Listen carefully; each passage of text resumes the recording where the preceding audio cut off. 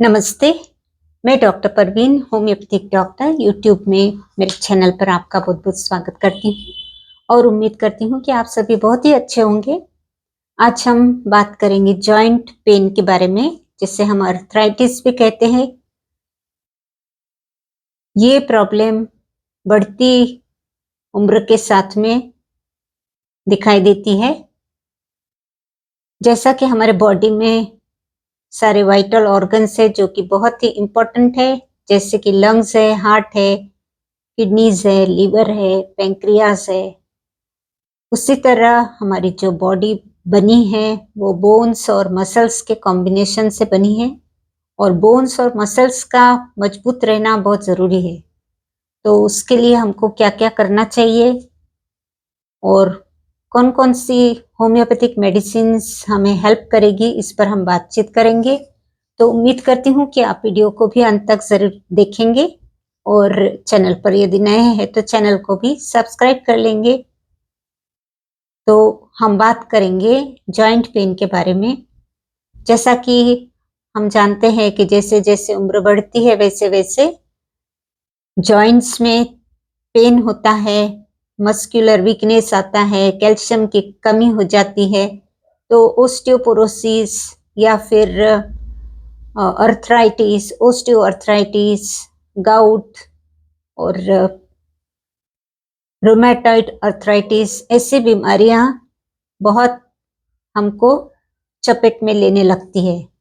तो हमको शुरू से ही ध्यान देना है। जैसे ही 45-50 का एज होता है तो उसमें हमको ध्यान देने की ज़रूरत है कि हमारा जो कैल्शियम है बॉडी में वो कैसा है, हमारा विटामिन D3 कैसा है और B12 कैसा है, इस तरफ भी हमको ध्यान देने की ज़रूरत पड़ती है।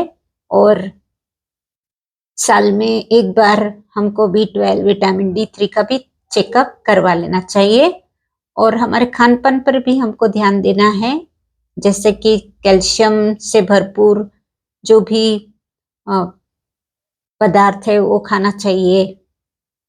सुबह की धूप में हमको थोड़ा वॉक करना चाहिए। इस तरह से यदि हम केयर लेते हैं तो काफ़ी फ़ायदा होता है। और कुछ होम्योपैथिक मेडिसिन्स है जो हेल्प करती है, तो सिम्पटम्स के अनुसार मेडिसिन्स चेंज होती रहती है। जैसे कि हम यदि ब्रायोनिया की बात करते हैं, होम्योपैथिक मेडिसिन ब्रायोनिया, तो ब्रायोनिया की यदि बात करते हैं तो ब्रायोनिया का पेशेंट कैसा होता है, वो कहता है कि अ, चलने के बाद में तकलीफ होती है और जब रेस्ट करता हूँ तो आराम लगता है। तो इस तरह का ये जो मॉडेलिटी वो बताता है कि कौन से सिचुएशन में उसको तकलीफ होती है और कौन से सिचुएशन में उसको आराम मिलता है, ये हमको देखने के बाद में उसे ब्रायोनिया देना होता है।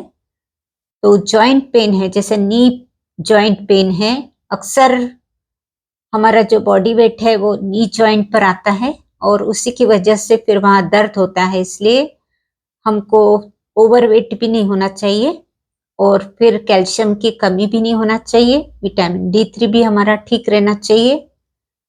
तो इस तरह से यदि हम ध्यान देते हैं तो आर्थराइटिस की प्रॉब्लम जो है वो बहुत कम होती है। एक्सरसाइज भी बहुत ज़रूरी है, 1 घंटे का वॉक।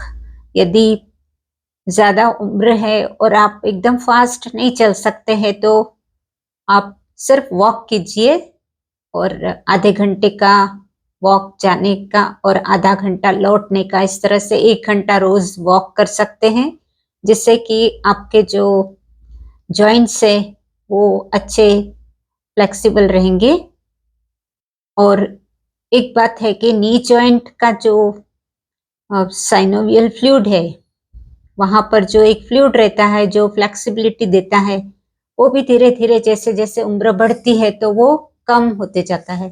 तो उसके कम होने के कारण भी फिर वहाँ क्रैकिंग साउंड आता है और दर्द भी होता है, कभी क्रैकिंग होती है, तो हमको लगता है कि पता नहीं क्या हो रहा है, लेकिन फिर कभी ज़्यादा यदि हम एक्सर्शन कर लेते हैं, ज़्यादा चल लेते हैं, ज़्यादा खड़े रहते हैं, तो उस पर फिर स्वेलिंग आने की भी संभावना रहती है। तो इस तरह से ये प्रॉब्लम खड़ी हो जाती है। तो हमको देखना है कि हमको कौन सी मेडिसिन्स सूट होती है। तो सिम्टम्स देखने के बाद में हम अपनी मेडिसिन्स चेंज करते हैं। दूसरी मेडिसिन ब्रायोनिया के बाद में रस्टॉक्स आती है। तो रस्टॉक्स में क्या होता है कि जैसे पेशेंट बिस्तर में है, जब खड़ा होता है, चलता है, तो थोड़ा स्टार्टिंग में उसे स्टिफनेस के कारण दर्द रहता है, और जैसे जैसे वो चलता है वैसे वैसे वो फ्लेक्सिबल हो जाता है जॉइंट, और उसके बाद उसको अच्छा लगता है। यानी चलते फिरते रहने से उसको बेटर फील होता है, और जब वो आराम करता है तो वहाँ स्टिफनेस आ जाता है, उसको दर्द बढ़ जाता है। तो इस तरह से ब्रायोनिया के बिल्कुल अपोजिट रस्टॉक्स के सिम्टम्स देखने को मिलते हैं। तो ये मॉडलिटी को देखने के बाद में मेडिसिन का सिलेक्शन बहुत ही आसान हो जाता है। तो जैसे बोन्स पर काम करती है, ये तीसरी मेडिसिन है रूटा। यदि ब्रायोनिया, रस्टॉक्स इसमें से आप कोई मेडिसिन देते हैं तो उसके साथ साथ में आप रूटा भी ले सकते हैं। तो रूटा भी बहुत हेल्प करती है वहाँ जो दर्द है उसको कम करने में। और यदि नी जॉइंट पर बहुत ज़्यादा स्वेलिंग आ गई है और बहुत शाइनिंग हो गई है, वहाँ की स्किन बहुत ही दर्द हो रहा है, सूजन है, इस तरह की यदि प्रॉब्लम है तो एपिस्मेल भी काम आती है। तो सभी जो मेडिसिन आप लेते हैं वो 30 पोटेंसी में और पिल्स में लेना है। मीन्स 5 गोली दिन में 3 बार 4 बार आप ले सकते हैं। तो इस तरह से ट्रीटमेंट होता है। कभी कभी क्या होता है कि हम जब चलते हैं तो कहाँ रास्ते में चलते चलते पैर में ऐसी लचक आ जाती है। कभी हुआ होगा या कभी सुना होगा। तो चलते चलते जैसे लचक आ गई तो उसमें क्या होता है कि जो नी जॉइंट का पीछे का जो भाग रहता है, back portion of the knee, तो वहां पर एकदम जो मसल्स रहते हैं ना, वहां स्प्रेन आ जाता है। तो वहां का जो स्प्रेन आ जाता है और वहां जो पेन होता है उसके लिए भी आप मेडिसिन ले सकते हैं। वो एकदम अलग मेडिसिन लगती है, लेकिन वो बहुत हेल्प करती है उस तरह के जो दर्द में, उसको कम करने में। चाइना और लाइकोपोडियम, ये 2 मेडिसिन बहुत काम आती है। जब नी जॉइंट का बैक पोर्शन जो है, पीछे का भाग, वहाँ यदि दर्द है, स्वेलिंग है, तो चाइना, लाइकोपोडियम, ये 2 मेडिसिन बहुत अच्छा काम करती है।